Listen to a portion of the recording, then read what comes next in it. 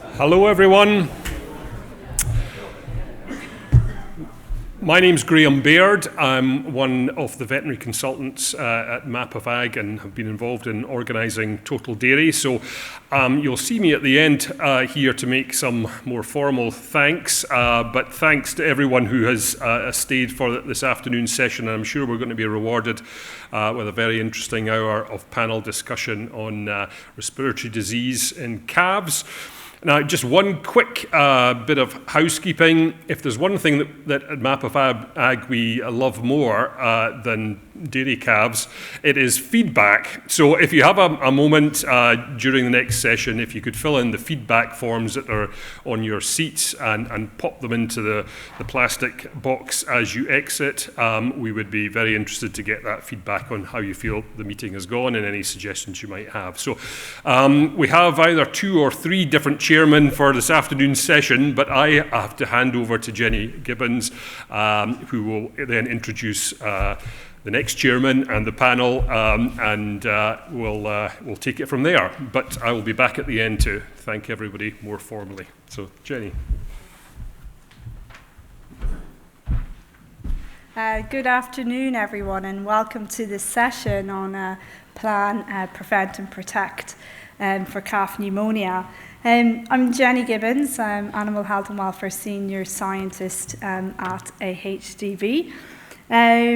And you are all here today to hear about calf pneumonia. And of course, healthy and well-grown calves is something that every farmer strives to achieve on their farm.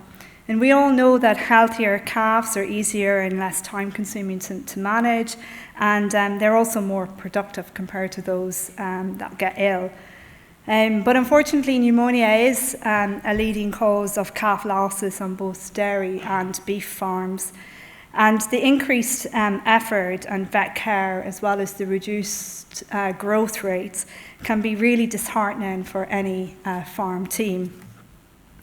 Not only that, but it also affects your bottom line, as each incident can cost between £500 to £700 per calf. And of course, treatment plays an important role in the use of antibiotics on farm.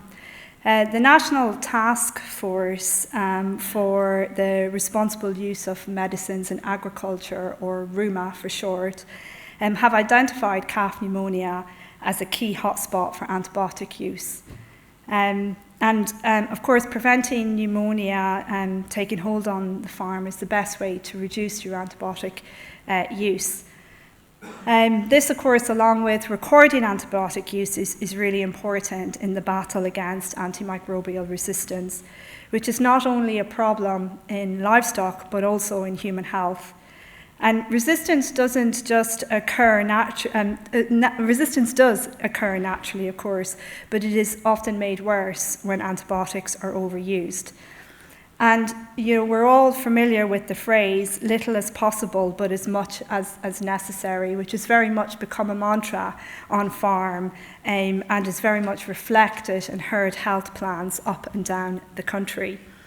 Medicine Hub, which hopefully most of you will be aware of, is hosted by AHDB. It's an industry-wide voluntary initiative setting out to build the first truly national database of antibiotic use for the cattle and sheep sectors. The creation of Medicine Hub has involved many stakeholders right across the industry, from government to vets to milk processors, retailers, RUMA, and of course farmers on the ground. And sharing data with Medicine Hub will help to demonstrate the high standards that British farmers have and what they're working towards, so they can showcase to consumers, processors and retailers really the excellent work that they're doing on farm. And of course, it's also increasingly becoming a topic for discussion in trade negotiations, and this is why it's really important for us to have this national data set. So at AHDB, we are looking for vets and farmers to join a user group. So if you're interested, do pop by our stand, or my colleague, Jenny Newman. Give everyone a wave, Jenny. She's down there in the audience, so seek her out after the session and have a chat to her if you'd like to get involved. So hopefully that sets the scene why we're all here today to talk about pneumonia. This is the second event on our 3-week programme. So our first event kicked off on Tuesday night with a live webinar. We have an excellent lineup of speakers today. They're all here on the stage and they're going to introduce themselves in just a minute. And we have Mike King, dairy farmer and AHDB Sector Council member, who is going to chair today's session. We are also recording today's session so that will be available to all of our levy payers on the AHDB Dairy YouTube channel from next week. Just so you know, the audience won't be filmed, just the chair and the panellists. But if you ask a question, please don't let it put you off asking a question. Your question will be audio recorded, but you will not be filmed. There's also a lineup of future upcoming webinars. I think there's 6 more to go after today over the next 3 weeks. If you haven't seen our calf pneumonia webinar series, then go to our website, to the event pages, and check it out, and please do sign up to those webinars. So I'd like to hand over the reins to Mike King to get our panel session kicked off today. Mike, over to you.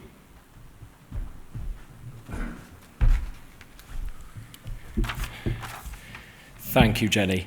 As Jenny mentioned, my name is Mike King. I'm a dairy farmer from southwest, so pneumonia heartland, with the wet and windy weather we get.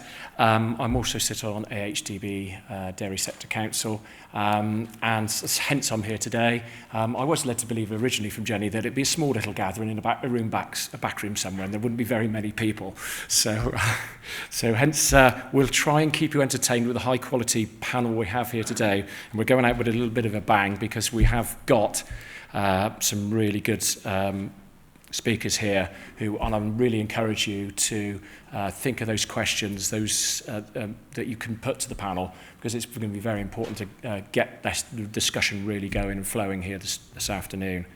So just to set the scene, we are talking about the Plan, Prevent, Protect for calf pneumonia, and the particular area of calves we're looking at is from birth through the milk stage and the early weaned post-weaning stage as well. And particularly looking at the challenges that we have on farm and how that affects the growth rates, our sustainability, our profit margins, and of course the new buzzword carbon. So with that, we are the areas we'll be covering vaccines, we'll be covering sustainability, we'll be looking at lung scanning, we'll be obviously looking at housing, pros and post and pre-weaning. We'll be covering nutrition as well as staff, working with the people who've got to work on the calf units and making sure that those guys are properly have proper communication and we keep the morale high within the team. So I'm just quickly going to introduce the panel and then go back to them for them to do a short introduction. And then we'll get going on the questions. So firstly, here, closest to me here, we have Jamie Robertson. Jamie tells me he's retired, but I don't believe him because I keep seeing him everywhere. So he's still going. And for those of you who haven't heard Jamie speak, we're surely going to be told as it should be. So. Then followed after Jamie, we have Owen Atkinson. Owen's very much going to be focusing on the people side of the process, and we know, as I said, we know how important the people are. So Owen is going to walk us and talk us through that. And then Becca is coming at it from the vaccine immunity, as well as, which I'm going to briefly touch on a little bit about lungs. And Georgina's here. And I've had the pleasure of Georgina on farm before, so she's going to get the nutrition side of the calves really into some detail as well. So firstly, Jamie, can I hand over to you and get you to do your brief introduction? 3 minutes, thank you very much, Mike. Yeah, I guess I'm sitting here because my background is in research on environment and diseases in livestock.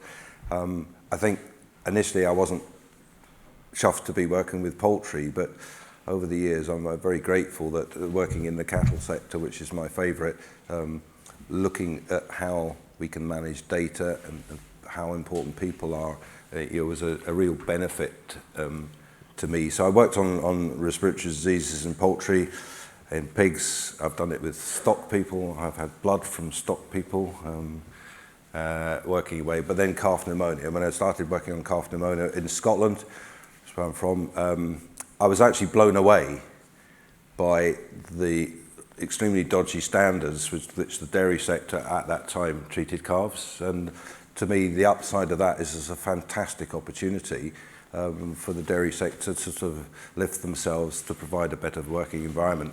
So really the potential was fantastic. And like here we are 30 years later, and it's become a mainline subject. Nutrition, which we know was appalling. And scientifically, we knew in the 80s and 70s and 80s that they weren't fed properly, but now, really nailed it. And I think the way the industry has responded, there's obviously a long tail that isn't going anywhere. Well, I'll be round to see you boys with the Vercotti brothers to give you a good chatting to. But I think the potential is fantastic. And I think some of what the industry done has been absolutely brilliant in the last 30 years. Jackets didn't exist. I get a lot of slagging for that at the time. But there's a number of things that have done well. And the drivers of things like welfare were always there. Welfare was a dirty word in the industry when I was young. And whereas now it's understood that it goes hand in hand with efficiency and money. Making money. And the science in the last 30 years that has increasingly focused on the calf and yet more evidence of the value of colostrum is all headed in the right direction. So there's plenty to do, but I think a lot of what you've done in the industry is absolutely brilliant. We just need to keep going. Thank you very much, Jamie. Owen, could I ask you to do an introduction to your subject? Yes, thanks, Mike. So my name's Owen Atkinson from Dairy Veterinary Consultancy, which is what it says on the tin. My background, though, is a farm vet in practice, which I did 20 years before starting my consultancy business around 10 years ago. And I know I've been asked to be on the panel very much from the people side of things, because I do spend a lot of my time now working with teams of people just as much as I work with cows and with calves. I mean, don't get me wrong, I've had plenty of opportunity of working with lots and lots of coughing calves in my lifetime. But it was around about 15 years ago, as a vet in practice, and I think a lot of vets share this experience, that you've been working for several years and you suddenly realise that no one's ever doing anything that you're advising. And that was frustrating. Maybe it was just me. But that stimulated me to apply for a Nuffield Travel Scholarship, and that was looking at the role of the dairy vet and how it could work more effectively with farm teams to lead to change. And I've kind of kept going back to that subject over and over again over the last 15 years. More recently, last year I did a certificate in change leadership through Aberystwyth University, which is, again, has just helped me learn more and more about the people side of things. Because although I'm rooted in the science of veterinary medicine, just the more I do, the more I realise that the key to unlock change is understanding more about people, how to motivate people, how to pass on compliments, and how to pass on advice in the right kind of way. Thank you very much, Owen. And Becca, could you introduce your area you'll be covering? Yeah, so I'm Becca Cavell. I'm also a vet, and I now work for Boehringer. But like Owen, I was in practice for about 18 years before I moved to Boehringer a couple of years ago. So I guess I'm not sure why I'm here with you guys, but I guess I'm here from a vaccination, from an immunology perspective. At Boehringer, we manufacture medicines, but we also manufacture vaccines, and we're talking about protecting and preventing disease, and vaccination has a really key part to play in that. But I think we're also doing a lot of work around the kind of areas that Owen is as well, in how we get the best out of those vaccines. We can't put a vaccine on a farm and expect it to be a panacea. So how do we implement those other changes on the farm, and how do we get people to get on board with those changes? So that they get if they're spending money on a vaccination, you want to get the best out of that vaccine, and there's lots of other things and marginal gains that you can make so those vaccines work. We support some diagnostics, and you sort of mentioned lung scanning, which it can be a contentious issue as to how useful it is as a diagnostic tool or a prognostic tool, but it can be really helpful to show farmers and vets the level of disease within a bunch of animals. You might see you've got 5 sick animals, but actually the subclinical picture is much bigger than that, and it can give some prognostic indicators, too, as to how severe those lesions are. So it can be a really helpful thing. And then, we obviously look at diagnostics from a pathogen point of view and what vaccines people maybe should be using, but how to use them in the best possible way. And that ties into, what they're doing in the environment, what the people are doing on the farm, and actually is the calf being fed properly? Because if those things aren't being done, then, you can't expect a vaccine to pick up all the slack for that. Thank you, Becca. And finally, Georgina, could you introduce yourself and your area of expertise? Thanks, Mike. So I'm Georgina Thomas. I'm the Young Animal Feed Manager at Trowel Nutrition. So anyone that knows me knows I'm hugely passionate about all areas of calf nutrition. As Jamie said at the beginning, how we feed calves now hopefully is a lot better than how calves were fed 5 or 10 years ago. We've been lucky. There's been a huge amount of research coming out on early life nutrition, on metabolic programming, on epigenetics over the last few years, and I think we've learned a lot over the last few years. There's still some really exciting research to come, particularly in the next 2 to 3 years, hopefully, which will change the game again and allow us to take calf rearing up to that next step. But what's really important for me is nutrition is just one of those things, one of those ducks that you can have in a row, one of those boxes that you can tick to try and help reduce the risk or mitigate any risks when it comes to pneumonia. It's not going to solve everything, but it's definitely something that we can put in place from a supportive mechanism as well. And there's different areas of nutrition that we can talk about as we go through the discussion panel. There's obviously colostrum, gold standard, the foundation of all things calf nutrition, but the evidence shows that there's a massive link between failure of passive transfer and pneumonia risk, so that's something we cannot ever forget about. And once we've got that foundation in place, it's then how do we get from digestible, high energy, good quality colostrum, how do we get onto the next stage of milk feeding? So what are we feeding? How are we feeding it? How many calories, what digestible protein, what mineral balance are we looking at? And I think we really need to think about minimising our nutritional stress. If we minimise our nutritional stress when we're feeding a calf, we hopefully will help to reduce the risk of pneumonia as well. And finally, it comes down to then weaning that calf. And I know we're only talking about the calf up into that post-weaning period today, but again, managing stress around weaning through planning your nutritional strategy is really important. So it's one of the things there, if we plan and we make a plan, hopefully stick to the plan, then nutrition can give us some support in that pre-weaning period for sure. Thank you very much for that, Georgina.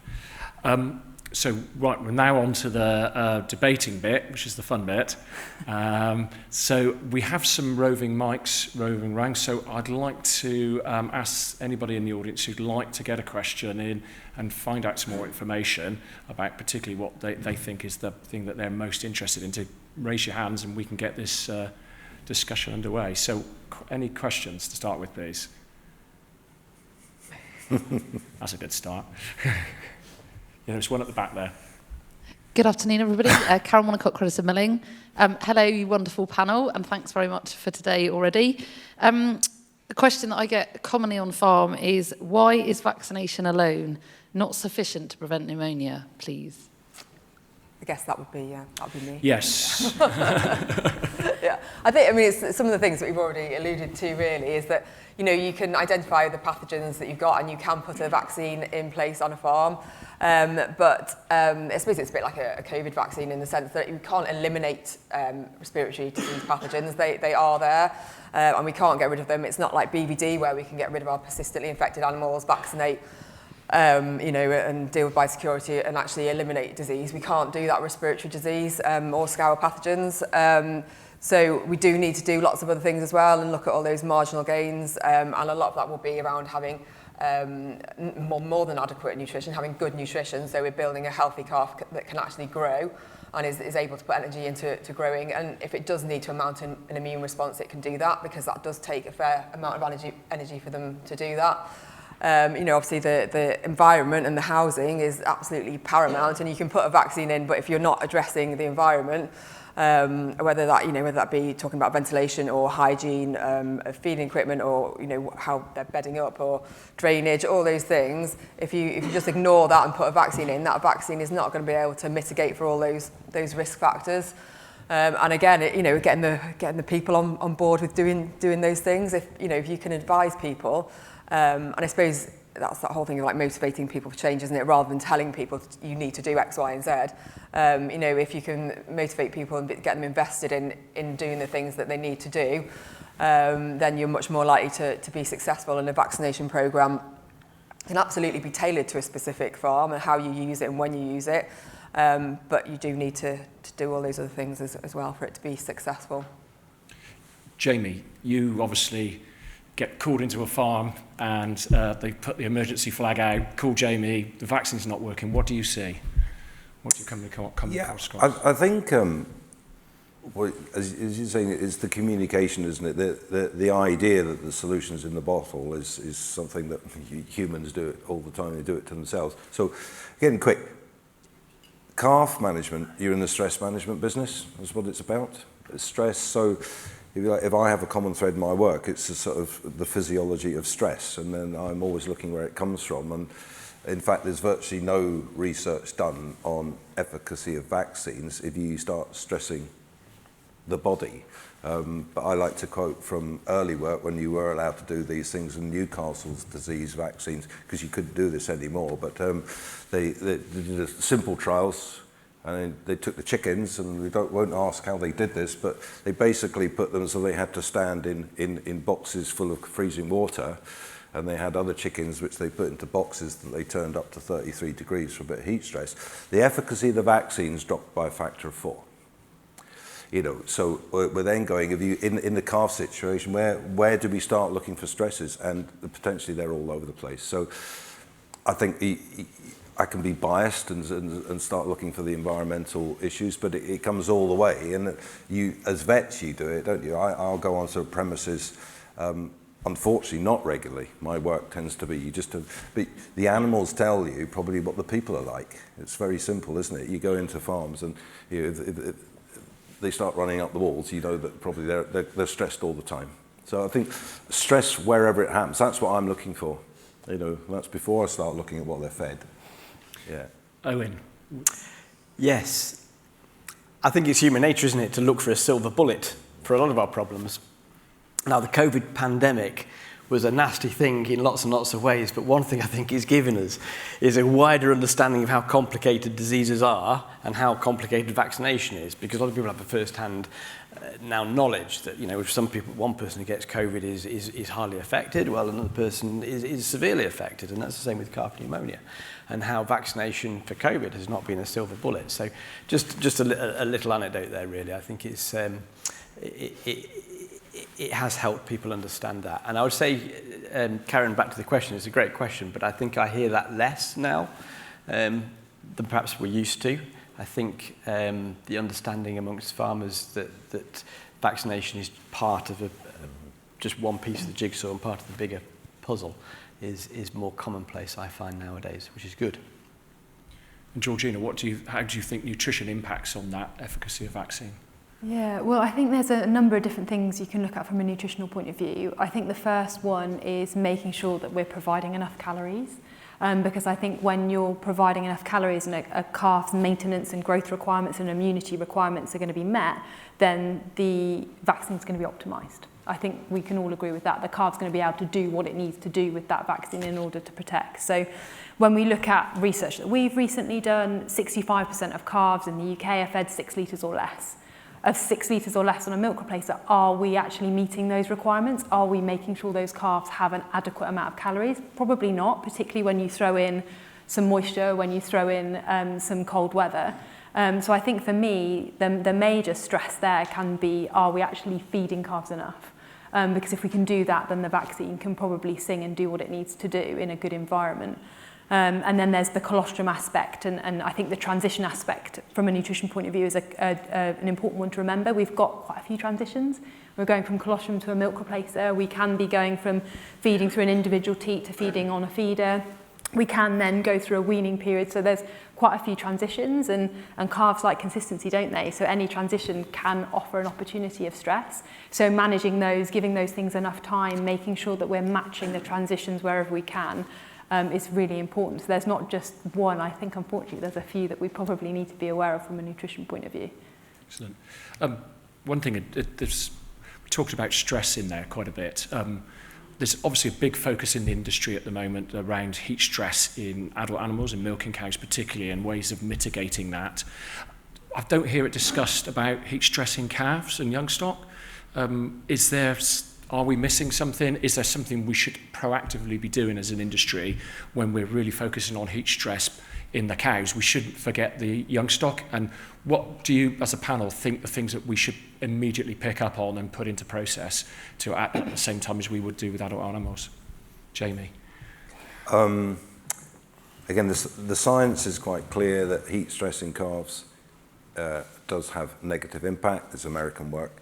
We tend, as we've walked into a heat stress problem in our adult cattle, that was inevitable, I'm sorry. We don't think of 20 degrees as being very hot, but it's 20 degrees and high humidity. That's a heat stress, end of story. I think for the calves in the UK, I'll cheat. I'm always cheating. But the first place I would go is actually its general impact on hygiene levels and background levels of what's lying around in the feeder.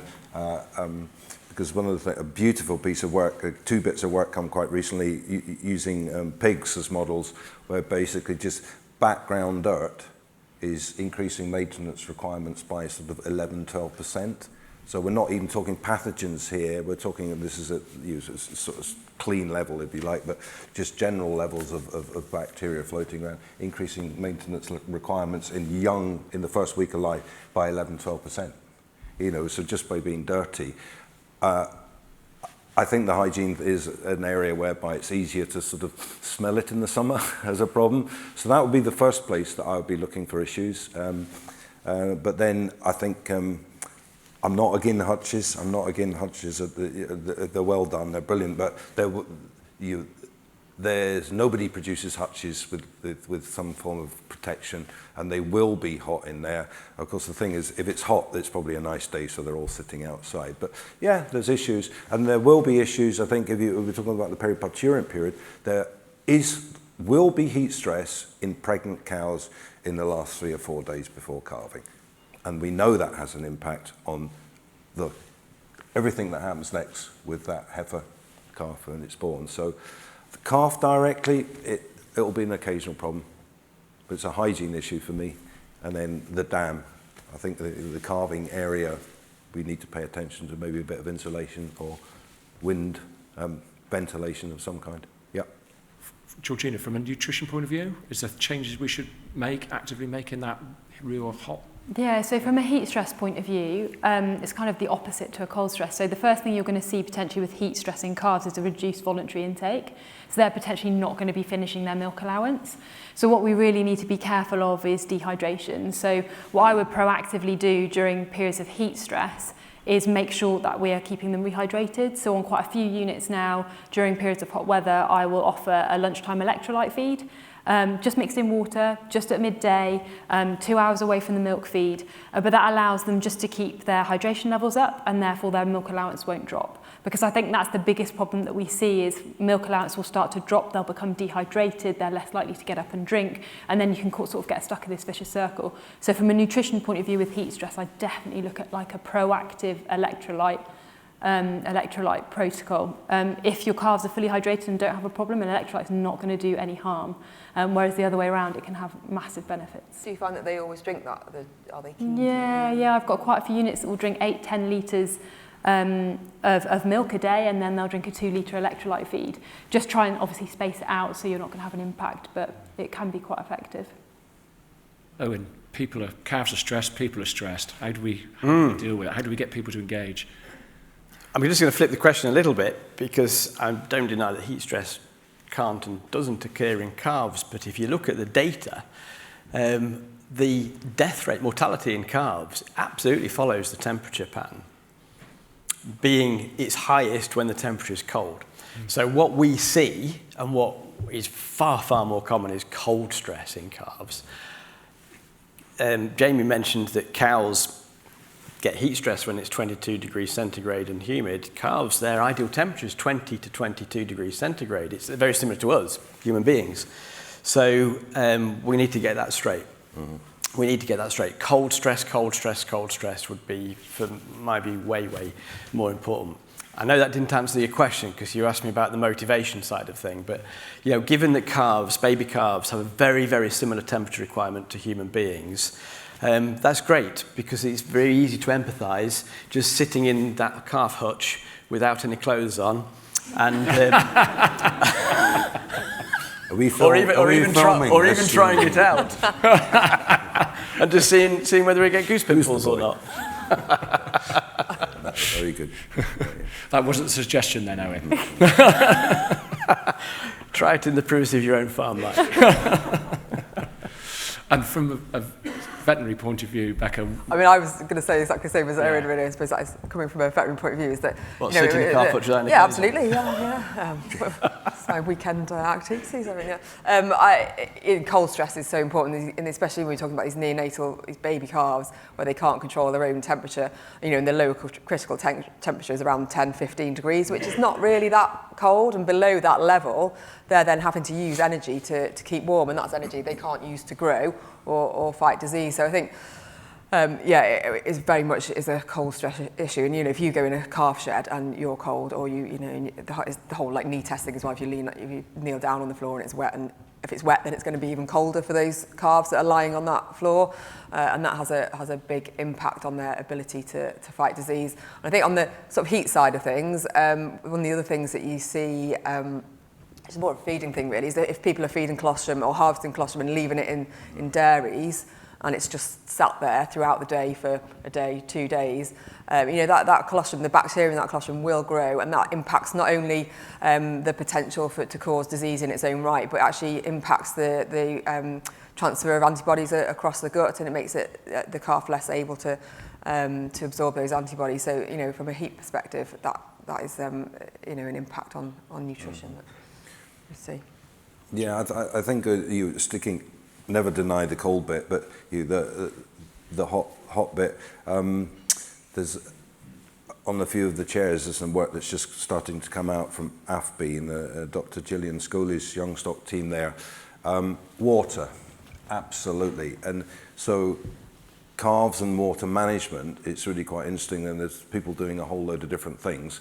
But, and it's important all the time, even though they're drinking 8 litres of milk. And so there's certainly, again, quite a lot of potential for people to improve on water management. And the team in AFBI and the 66 dairy farms in Northern Ireland, repeat visits. We've got water samples. That's what I do. I measure dirty stuff.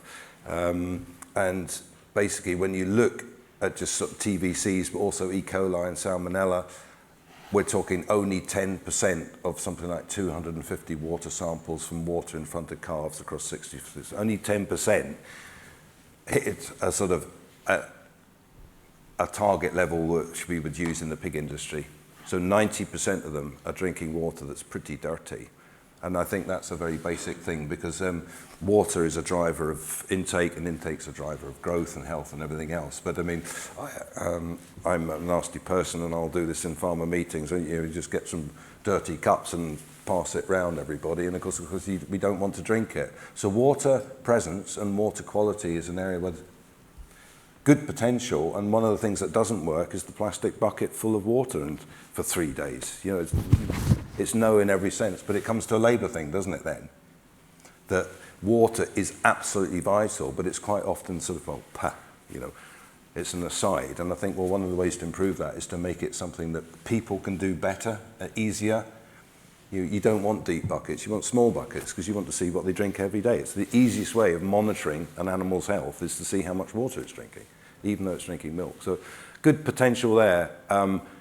And there's a lot of improvement to be made going on the evidence on farms. Thank you. Another question from the floor, please. Just over there. Sammy Wilson from Arla Foods. It's a question probably more to Owen around sort of attitudes of people on farm. And I go to a lot of good units with calf units that are very well invested into the calf shed and understand the need for that. However, I do go to a lot of farms that have retrofitted the old parlour or retrofitted an old shed and repurposed it for calves, or planning on doing that in an old building. How do we change that? Obviously, I get the cost saving from it, but in the end, they end up doing something with a new calf shed. How do we change the attitude so that they think, instead of retrofit first, actually, what would be better for the calves? Yeah, thanks, Sam. Is that correct? Yeah, thanks, Sam. I mean, I understand where it comes from, in the sense that farmers, on the whole, are very good at ingenuity and making things work and so on. And it's not necessarily a bad thing to try and work with what you've got. I'm not a fan, I don't necessarily believe that big is always better, but I think in the case of calf management on dairy farms, you often see that the larger farms, so I'm talking 700 cow plus farms, tend to have a lot of advantages here because they will tend to have purpose-built calf accommodation and often a purpose-built calf team. And I think it's perhaps the sort of middle ground farmers, and I'm saying nowadays that might be the 200 to 300, 400 cow herds, where they don't necessarily have the scale to invest to the same degree in either purpose-built calf accommodation or have a purpose calf team. And I think, yeah, they're a group that can be worked with. How do you do it? So I guess at some point during today, it's probably appropriate to think about a behaviour change model that I talk about a lot. As soon as you've directed a question, direct it to me, Sam. I'll introduce it at this point. And it's Asgen's theory of planned behaviour, which is used very widely, and many of you may have come across it. But it's very simply this, that for people to do something, there are three kind of key pieces of a jigsaw that need to be in place. There are three questions that the person has to be able to answer for themselves. And the first question is, what is in it for me? We don't do anything as human beings unless we see a benefit. So in terms of investing in the right calf shed, I guess someone has to understand and appreciate that there's going to be a benefit for them. And that might be economic, it might be just better work efficiency, it might just be straightforward because we don't like seeing poorly calves. The second one is, what is everyone else doing?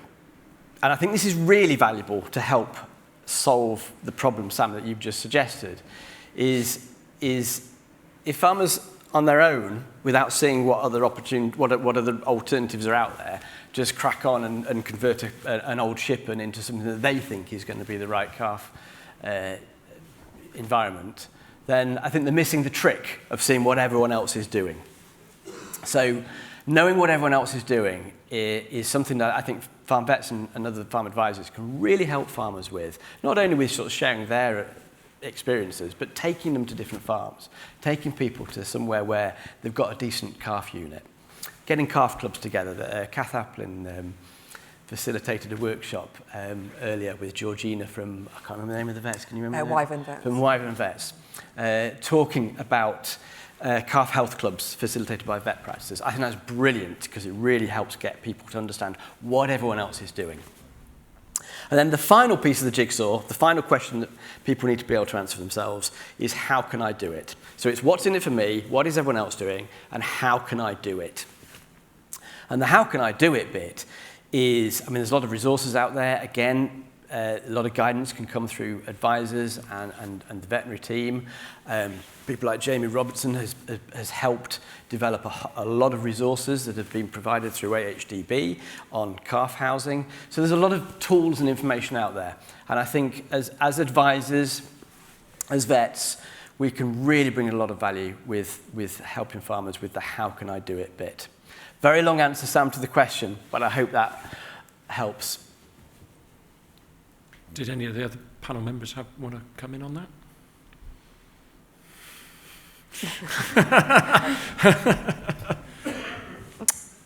We're not very good at talking about money.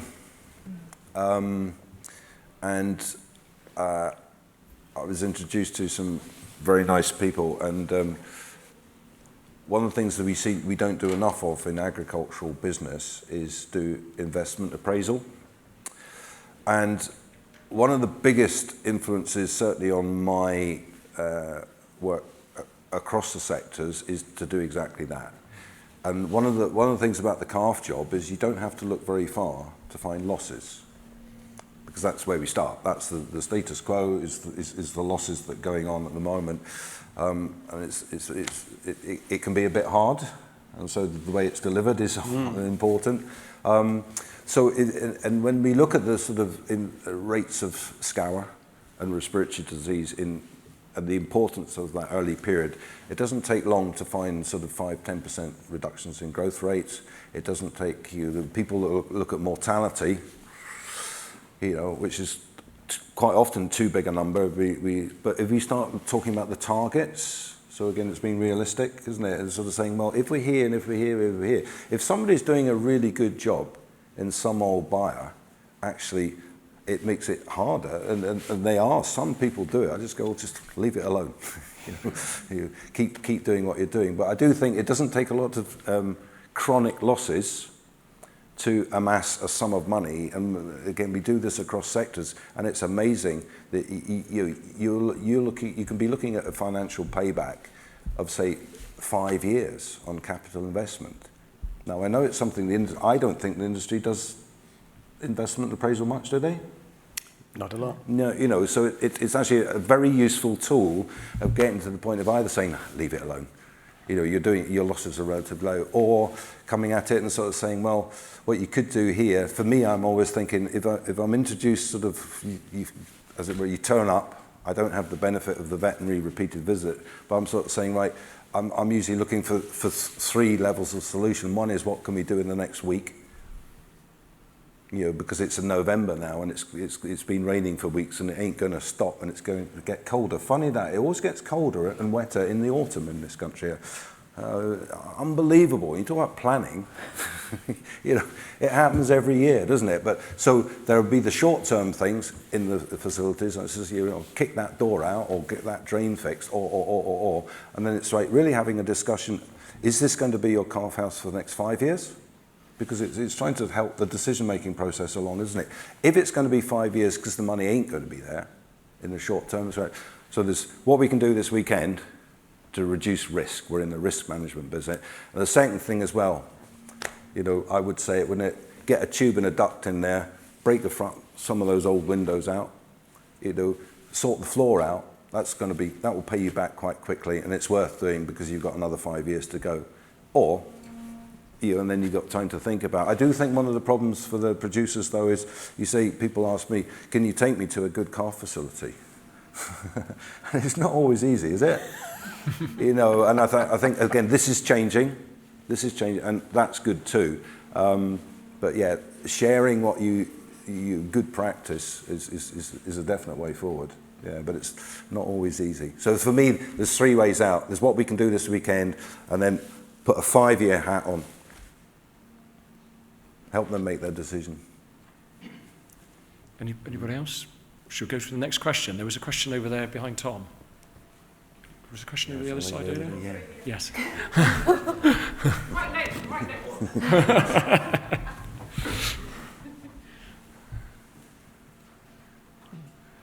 Hello, my name's Emily Linton. I'm a vet. Georgina, this was actually a question to you based on something you said in the previous bit, so sorry to go back a little bit.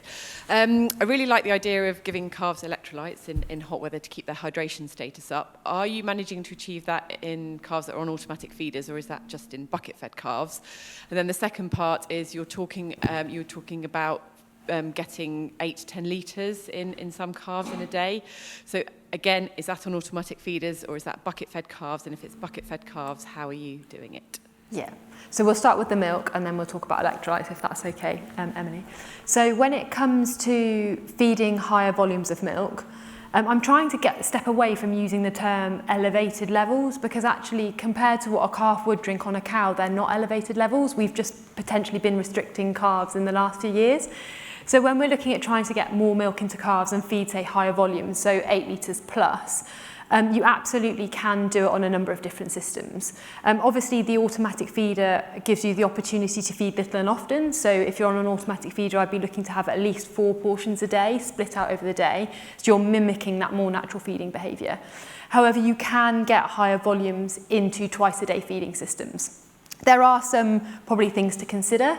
You need to consider what you're feeding, so it needs to be digestible. You need to make sure your dry matter isn't too high, so you need to be maxing it at that 15% concentration, so you're not pushing the dry matter and the mineral balance out, which can cause you problems.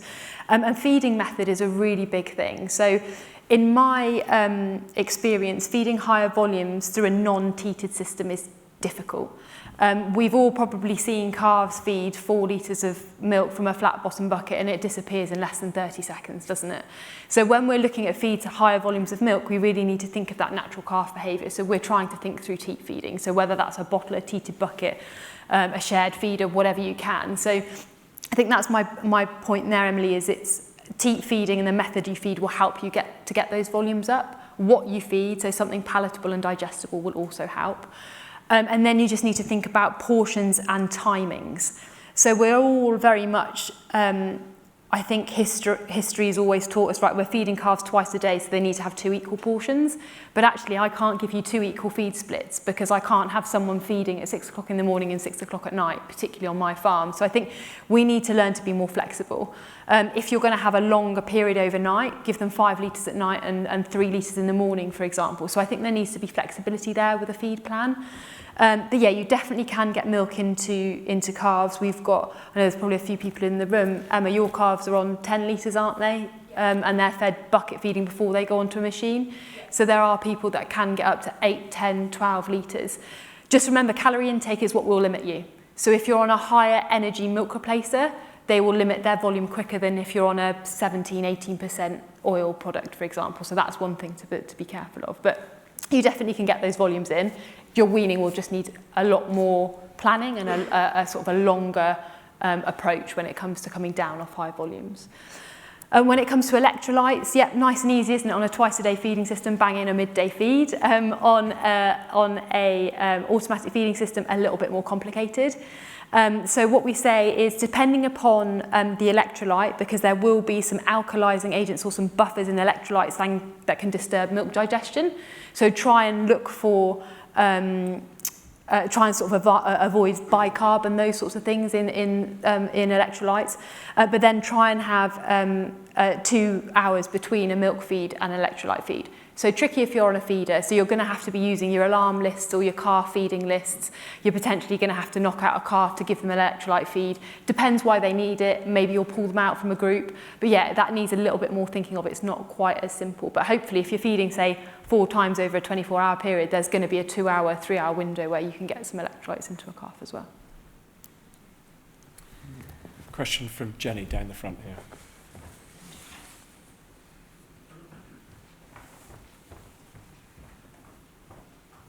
Thank you. So question probably directed at Owen, but would welcome anyone else's thoughts. So quite often I hear calf rearers on farm tell me that they know what needs to change. They know what needs to be done on farm, but they don't have the power. They can't convince the herd manager or the farm owner to do what they clearly see and understand that needs to change. What can we do to help them? What advice would you give them? That's a lovely question. Thanks, Jenny. It's about just working as a team and giving everyone due respect. And very often the calf rearer, as you've described the situation, is a relatively junior member of the team. And actually, as an advisor, I know that in the past I've just helped a calf rearer by setting up a meeting and having a word beforehand. So just sort of saying, I've got your back here, I've got your back, but I'd like you to say what you want to say. And that can be enough within setting up a facilitated meeting that I might facilitate. enough to give a platform for the calf rearer to raise their thoughts. And I think, I mean, this is the skill of a facilitator, is to allow the space for that conversation to happen. And often that is enough then to generate a change. And it also allows the opportunity for the owners or managers to sort of say, yeah, I hear what you're saying and I would like to do that as well. We want to do that, but we can't just do it yet. And then we might start talking along the lines that Jamie has just suggested. Well, okay, so we can't do that yet. When are we looking? Are we looking 5 years before we can make that investment? What can we do now? What little bits can we do now? And there may be a compromise position that is reached there. Jenny, I love those situations. I really do, because it gives me so much sort of enthusiasm for my work, because just facilitating these meetings and just giving people respect and allowing people to have the conversation usually results in such fantastic changes. Becca. Yeah, I mean, at Boehringer we've been doing a lot around lean management, which we were having a little chat about earlier, which, you know, it's just a slightly different way of doing some of the similar things that Owen's doing. You know, and it does sort of motivate for change, but it's, you know, exactly the same, involving the whole team on a farm. So, you know, there's no point in going to Mr. Farm Owner or Mrs. Farm Owner with a massive list of questions and then getting answers that maybe they think you want to hear, and that might not actually be what's going on the ground. So involving the whole team and the people that are actually doing those jobs. How does it work for them? How doesn't it work for them? How could it be easier for them to do those jobs? Because, you know, if something's easier, it's, I think you said that before, you know, people are much more likely to do it. And actually, if everybody's involved, then they're invested in making those decisions and, you know, have their say in what would work for them. And, you know, we found, you know, and I've been back to some of my old routine farms and where I thought I knew exactly what was going on. And then, lo and behold, we went through this whole lean process and I didn't really know what was going on, and one person was doing one thing and somebody else was doing something different, and they didn't know because that communication wasn't there. So a lot of it is around communication and involving everybody that's doing those jobs, not just, you know, whoever you perceive to be the manager or at the top. And it does have a much better outcome from what people are willing to do and change, I think. Owen, you were just... I was going to go back, if that's okay. I mean, I'm going to be potentially a very trite expression, but it's so true. The time to mend the roof is when the sun is shining.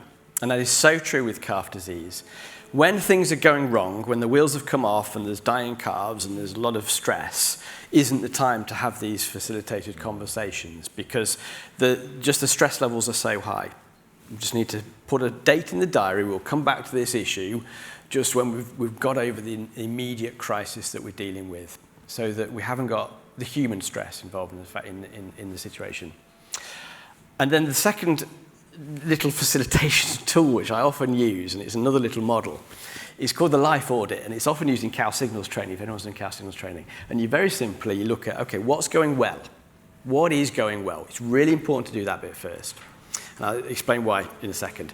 Then, well, what isn't going so well? And then let's look at, well, what can we do about those things that aren't going so well? The reason why we do the what's going well list is because for most farms, they're doing a lot of things well. So it's not only like a bit of a pat on the shoulder, it really helps with building yourself a confidence, because you know, well, we're 90% there, we've just got another 10% to go. You know, we're not starting at the foot of the mountain, we've got a lot of things that are going well. And then that's sort of building people's self-efficacy to move on. So the two things really is mend the roof when the sun is shining, don't try and deal with a situation when everyone's stress is high. And second, use that life audit process. What is going well, what could be going better, and then what can we do as a team? Thanks, Mike, for letting me come in on that. Jamie, Georgina, anything you'd like to add? Yeah, I think from my point of view, it's just, Owen, you mentioned earlier about what are other people doing. So try and get involved in calf groups or calf meetings, because calf rearing is a tough job, isn't it? And often when you're trying to be consistent day in, day out, you can not notice, or some things can go unnoticed. So learn from other people, learn from other farms. I learn something every time I go on a farm, whether it's they're doing something slightly different, that actually the farm I was on before, it was a disaster, but they've done it in a slightly different way and it works. So I think there's no blueprint for calf rearing, is there? But everyone's jobs would be a lot easier if there was. But I think just keep looking and learning from other other people, and what works well, what doesn't work well, and some bits will be trial and error. Some things will work on farm and some things won't, but always trying to move things forward, I think, is what's important. Anything for you, Jamie? Yeah, I think it has always been a privilege. You're basically being invited into somebody's private business. I'm nosy naturally, you know, and I've got a whole load of tools to measure what's going on around the corner. It is a privilege, but what you're also taking in, of course, is the fact that is the sharing bit. You know, you've just come from somewhere, you're going somewhere else, having washed my boots, you know, and off we go. And I think the sharing thing, but I am also hesitant of myself, but of also what I'm looking at, because there's looking and then there's seeing. That's a very sort of corny thing. And I think that one of the issues that within the farms, people are doing their 60, 70 hours, they're not getting around very much, and they've come to a status quo. And actually, it almost comes back to, well, what are the immediate issues? What's the doable issues? What are the pats on the back? What's working well? Don't lose that bit. But I do think, I think you do have a bit of a problem. I'm sorry. You know, quality assurance. I go onto farms and I think quality assurance, my foot. You know, and I think it's just that there's a sort of perceived normality that it becomes a drudge on people, isn't it? I mean, it's really, really hard. That people side, and if they're considered the lowest rate, the most calves, just the calf rearing, I'm going, what do you mean just the calf rearing? So I think coming in, but you have to be able to see as well as just look around, and I think that's something you can help them with, isn't it? By coming in from outside and just acknowledging how tough it is, and then the facility. I don't get, because I'm only there once. That's one of my problems, but you have to be nosy very quickly. And if I come onto your farm and I disappear, that's because I've gone looking to speak to people on their own, as opposed to just in front of the owner. We need to be honest as well when we look at things. Be honest with my appraisal that it ain't going to change in the next few months. But I think we need to be a little bit more honest about what is in front of us. And be supportive of that. Thanks, Jamie. We've got time for a couple more questions. Anybody? There's a question at the back there.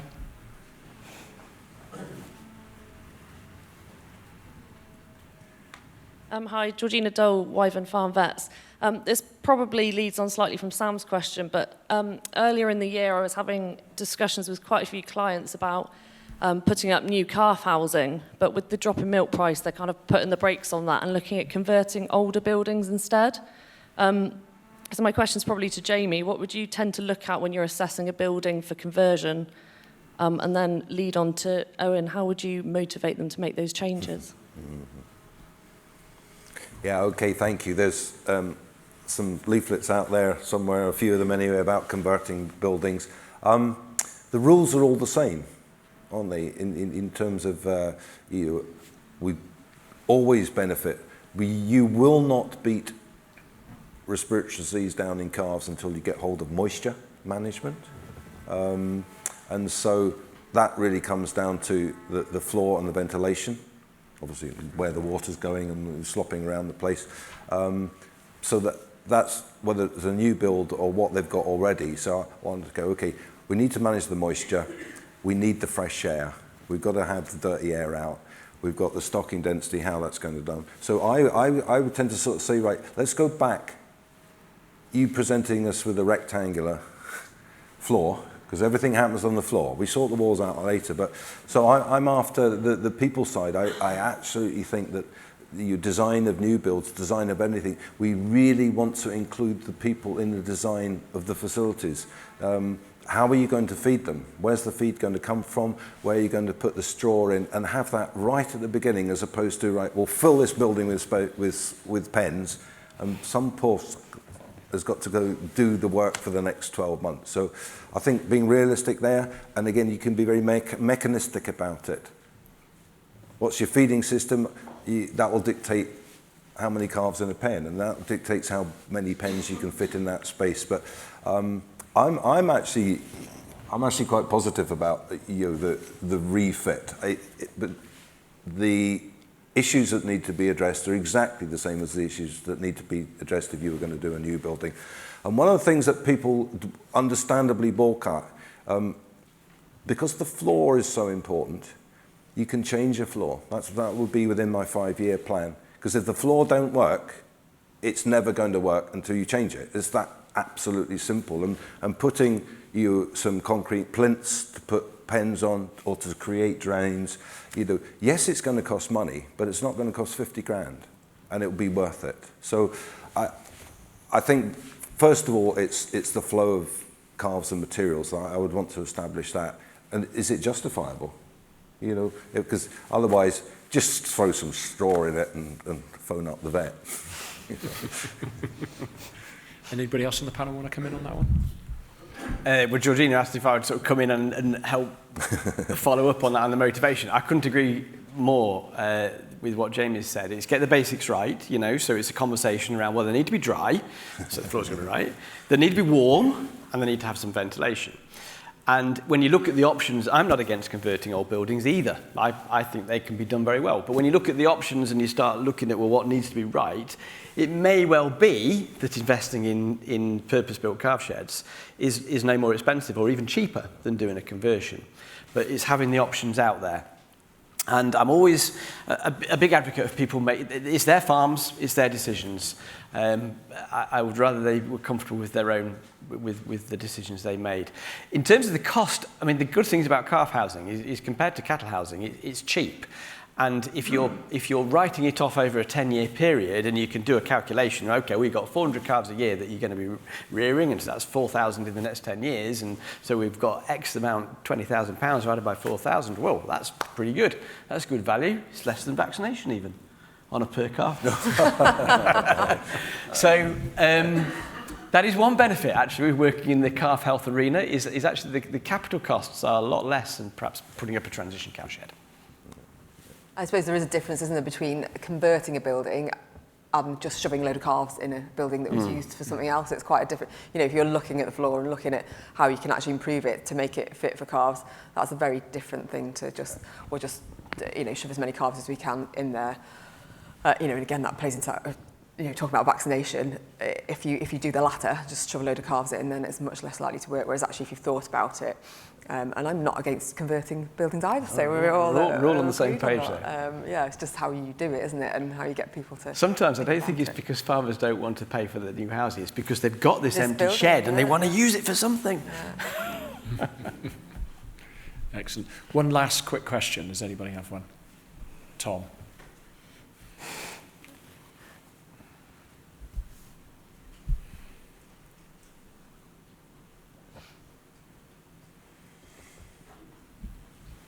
If 0 is the only acceptable level of disease, what should we be measuring to give us the goal, so to give us the tools to be able to achieve it? Who wants to kick that one off? It's a massive question.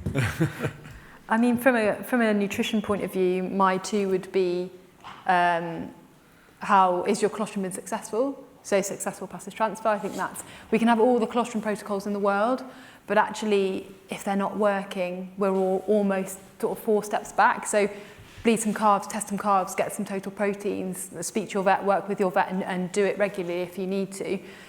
Because you can have a colostrum protocol in place, but it doesn't necessarily mean you're getting successful passive transfer. And then for me, it's just your growth targets. So your average daily gains, your weaning weights, your 12-week weights, your 16-week weights. So from a nutrition point of view, I think they're the 2 really important things: colostrum, successful colostrum, and then are they actually growing? I think from a sort of veterinary perspective, the colostrum, I would go back to that same point really. And for respiratory disease, sometimes it can be more difficult to relate colostrum intake and respiratory disease because tends to be a gap of a number of weeks or even months before you see that respiratory disease. But we know that actually colostrum and passive transfer, successful passive transfer, has a massive impact on BRD. It's not just the scour diseases that we see earlier on, but it massively impacts respiratory disease as well. So it's vitally important. I think, sorry to jump in, I read a stat last night. If a calf has failure of passive transfer, they're 1.75 times more likely to get pneumonia. Yeah. So that's just shows that it's very, very far-reaching, isn't it, that colostrum? So And also, there's lots of other things in colostrum other than antibodies that help build that resilient and robust calf, which is, again, what we need if, you know, they are going to come across disease. We can't eliminate disease. We can't stop them doing that, but we can try and make the calf more robust. And that, again, goes back to colostrum management. And then I think just having a strategy around how you're going to prevent disease rather than having to firefight disease when you're in an outbreak, and it's like Jamie said, saying, you know, when it actually happens, that's not the time to be dealing with it. You need to have that strategy in place, and that may well include vaccination, but it also includes looking at all those marginal gains that you can make to make vaccination or whatever else that you're doing work for you. And none of it doesn't have to be rocket science, it doesn't have to be anything massive, but there's lots of little things with calves and keeping it consistent that you can use to make that work for you. Tom, I'm going to challenge the premise of your question, if you don't mind, because you said if 0 is the only acceptable level, and I would challenge that as unrealistic. But I think working collaboratively, there's a couple of things that I would like to do with the farmer, and that would be to establish, well, what are we going to measure? What are you going to measure? What can you measure? And often it's very simple things. The proportion of live-born heifer calves that get to weaning, or the proportion that double their birth weight at weaning. It's simple things. Not too many, because otherwise it won't get done. And then decide, well, what sort of targets are we going to go with? And sometimes you just have to see, well, where are we now? Where are we now? And then we'll work out a target. You know, we can look at sort of industry standards, but even something as simple as what proportion of live-born heifer calves reach weaning. Well, when are you going to wean? Are you going to 8 weeks, 6 weeks, 9 weeks? You know, there's so many variables. And I couldn't give you what the industry target should be. I could suggest it wants to be less than 3%, but I'd work in a collaborative way like that. 0, I think we're going to set ourselves up to fail. Sorry. Jamie. Well. Was it your question? No, I'm not that daft. I'm pretty stupid, but I'm not that daft. But I think for me, the take homes on the environmental side is hygiene. I'm going to cheat, because I always cheat. Hygiene, because it's actually got a lot of potential yet. You know, we know it's a naive, immune, cold, stressed animal that's missing its mother, for goodness sake, you know, and the radiator on board and the milk tank, you know, 4 litres at one go, my God, you know. So, but I think hygiene is one, and I'm going to cheat because I want hygiene in the air as well. So I want hygiene in the milk buckets, I want the hygiene around the teats, and I just keep going. And when you come to sort of, we're going to plan this, because it ain't going to change, because the calf rearer has just left. You know, she's got fed up, so, you know, it ain't going to happen. But on the planning side, I think, again, it comes back to the people side. I think there's especially as herds have got bigger, we're seeing bunches of calves. Basically, the system is already stressed. And one of the issues for the poor hygiene is that they don't have the space or the capability to clean stuff. So they kind of, it's another one of these look and see things. So we've arrived at systems, because they've been ignored for a long time, but now no longer are, is actually, I look into calf systems, and actually they're basically impossible to clean. What kind of starting point is that? So I would have a planned target. It's a bit like we were saying earlier, what can we do tomorrow? Possibly nothing, because, he's just left, you know, but cleaning the thing down. So I advocate as well something that says, okay, plan for the summer, is like the roof thing.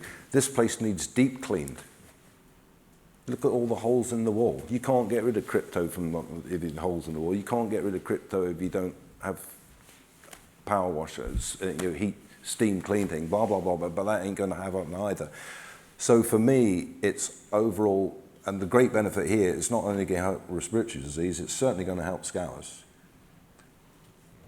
The how bit is actually the people thing again. I think it's, again, that hygiene is such a useful, what target is going to be, well, I'll just go along with, what are the farm-based metrics already, and how can we treat them? Nothing more than that. I'm not going to put sensors all over the place, but hygiene being achievable with the people. And I think it's another area, we've always stated that the thing, compared with how much resource you put into other aspects, as the sort of silage making and all the machinery and the robots and the milking. So spend a bit of money on yourselves, on your people, because it make that job easier with the water ready at 6 o'clock in the morning. There's 200 litres after at the right temperature. It's all automate many of those processes as you can, and if it's easier to do, it's more likely to happen. Spend some money on people. Well, thank you for all the questions from the floor. So I just think it's quite important to just ask the panel one take-home message. We come to a conference and we hear lots of messages. With the plan, prevent and protecting calf pneumonia, can I ask each of you to give one take-home that you would give to the professionals and the producers in the room that they could take home today? Okay, it's very easy. I'll go again. Hygiene. Make hygiene achievable and doable, and you're guaranteed to get a benefit out of it, and you're guaranteed to get better daily live weight gains. That's how it works. Becca. I think about the whole picture. Don't concentrate on one thing, whether that be just nutrition or just vaccination or just the environment. Look at it holistically, because that's the way you're going to get all these marginal gains and your big wins from all that. Owen. I'd say be strategic. So plan. Set aside some time and do that life audit. What's going well? What could be going better? What can we do? And from your perspective, Georgia? And mine, purely focusing on nutrition, would be feed more milk. We're underfeeding calves. We need to be feeding them more milk. And I think that is quite a quick strategy we can put into place and something that will always give you a return on investment as well. Thank you very much. I'd like to thank the panel for giving up their time today to come and answer the questions. I found it very informative. I'm trying to write and listen at the same time, which is, for a male, is quite a challenge, especially when you stood up here. I'd like to wondered whether you could all show your appreciation in a normal way.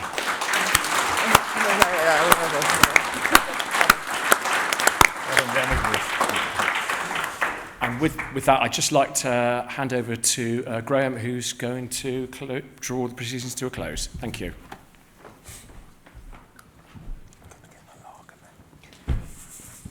Thank you very much, Mike. Yeah, a few things just to finish off. First, congratulations to some prize winners. So I hope all of you have been out to the research poster area. If you haven't, there's still time to go and see the winning poster, which was submitted by Sarah Bolt, and it is entitled Calves with Friends, Exploring Social Contact in Calves. So if you haven't looked at that one yet, or any of the others, then do nip round after we're finished. Our Twitter social media competition winner was Julia Wadeson. So both Julia and Sarah, if you'd like to go to the reception desk at some point before we finish, you'll be able to pick up your certificate and your prize winnings. And if you want to be more like Julia, and why wouldn't you, then please continue tweeting with the hashtag Total Dairy, just things that you've picked up, things that you've learnt, and why other people should be coming along to Total Dairy Conference in the future. So just to draw everything to a close, a few thank yous. First of all, to all delegates who have come. I really hope you've enjoyed the last couple of days, that you've found the sessions to be informative and useful and interesting, and you've enjoyed the social aspects as well. And as I said, we really value your feedback. So if you can take time to fill in that feedback form, which will be on the seats. There's a link within the proceedings where you can give us feedback as well. But really, really value that. And if you could take a minute or two to do that, that would be great. Sponsors. So it's absolutely true. We couldn't be here without our silver, gold, and platinum sponsors. Really rely heavily on them, and particularly our platinum sponsors, Timor Engineering and Boehringer Ingelheim. So big thanks to them for their support.